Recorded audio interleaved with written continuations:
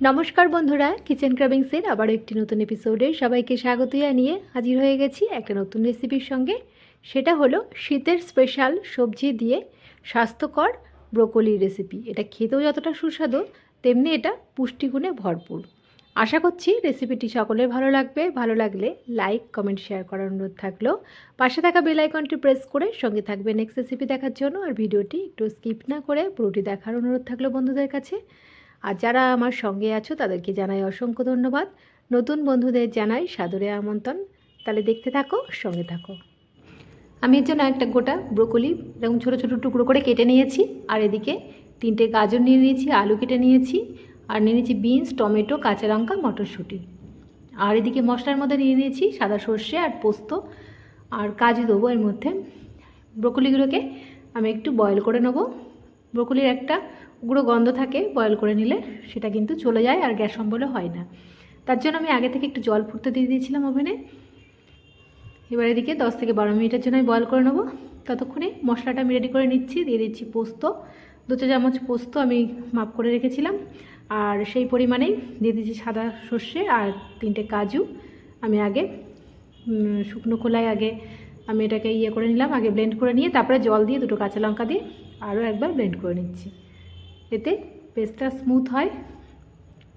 ততক্ষণে ব্রোকলিগুলো বয়েল করা হয়ে গেছে। এবার আমি জল ঝরিয়ে ব্রোকলিগুলোকে তুলে নিচ্ছি। এবারে কড়াইয়ের জলটা ফেলে কড়াইটা পরিষ্কার করে আমি নিয়েছি। এখন আমি কড়াইটা গরম হলে দিয়ে দেবো সর্ষের তেল। তোমরা চাইলে এখানে রিফাইন অয়েলেও করতে পারো। তেলটা গরম করে আমি নেড়ে চেড়ে নিচ্ছি। আর এদিকে ফোড়নে দিয়ে দিচ্ছি 5 ফোড়ন আর একটা লঙ্কা। এটাকে 10 থেকে 12 সেকেন্ড আমি একটুখানি ভেজে নিয়ে আলুগুলোকে আমি ভেজে নেব। সুন্দর একটা ফ্লেভার এসেছে। এখন আমি এর মধ্যে আলুগুলোকে সুন্দর করে লাল লাল করে আগে ফ্রাই করে নিচ্ছি। তারপরে এর মধ্যে সবজিগুলো অ্যাড করবো একে একে। দিয়ে দিচ্ছি গাজর, আর দিয়ে দেবো এর মধ্যে বিনস, গাজর, বিনস, আলু। এবার আমি একটু কষিয়ে নিচ্ছি, হালকা করে লাল লাল করে ভেজে নেব। আর এদিকে একটু স্বাদ মতন লবণ দিয়ে দিচ্ছি এর মধ্যে। আর দিয়ে দেবো একটু পরিমাণ মতন হলুদ গুঁড়ো। তারপরে আমি এপিট ওপিট করে লাল লাল করে আগে এটাকে ভেজে নিচ্ছি। একটু লালচে কালার ধরলে আমি একটু ঢাকনা দিয়ে দিচ্ছি 5 মিনিটের জন্য। ফিরে আসছি 5 মিনিট পর। দেখো 2 পিঠে কিন্তু লাল লাল করে ভেজে নিয়েছি। এখন আমি মশলাগুলোকে এর মধ্যে অ্যাড করব।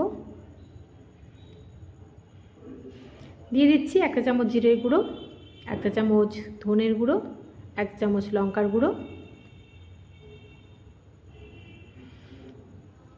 তারপরে ভালো করে নেড়ে চেড়ে নিয়ে একটু কষিয়ে নিয়ে এবার আমি ব্রোকলিগুলোকে এর মধ্যে অ্যাড করে দেবো। দেখো নেড়ে চেড়ে নিয়েছি। একটু হালকা কষিয়ে নিয়ে এখন আমি ব্রোকলিগুলোকে এর মধ্যে অ্যাড করে দিচ্ছি। ব্রোকলিগুলো যেহেতু বয়েল করাই আছে তার জন্য আমি একসঙ্গে কষাইনি। আগে আলু, গাজর, বিনস আমি কষিয়ে নিয়েছি। তারপরে আমি ব্রোকলিগুলোকে দিয়ে এবার একসঙ্গে আমি কষিয়ে নেব। আর দিয়ে দিচ্ছি একটু টমেটো, মটরশুঁটি দিয়ে আবারও একটু নেড়ে চেড়ে নিচ্ছি। কাঁচা লঙ্কা দিয়ে দিচ্ছি চেরা। এইভাবে সব পাঁচমিশালি সবজি কিন্তু একটা আলাদা টেস্ট আসে। এবার আমি সর্ষে, পোস্ত আর কাজু যে বেটে রেখেছিলাম সেটা দিয়ে দিলাম। দিয়ে এবার একসঙ্গে এগুলোকে একটু কষিয়ে নিচ্ছি। এর যেমন পাঁচমিশালি সবজির যেমন একটা টেস্ট আছে, তেমনি কিন্তু এর গুণাগুণটাও যথেষ্ট আছে। এবার মিক্সি ধোয়া জলটাও আমি দিয়ে দিলাম।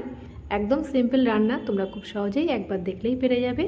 আর এটা খেতেও কিন্তু সুস্বাদু হয়। খুব তাড়াতাড়ি চটজলদি এই রেসিপিটা রান্না হয়ে যায়। নিরামিষের দিনে দুর্দান্ত একটা রেসিপি। ঢাকনা দিয়ে দিয়েছিলাম 6-7 মিনিটের জন্য।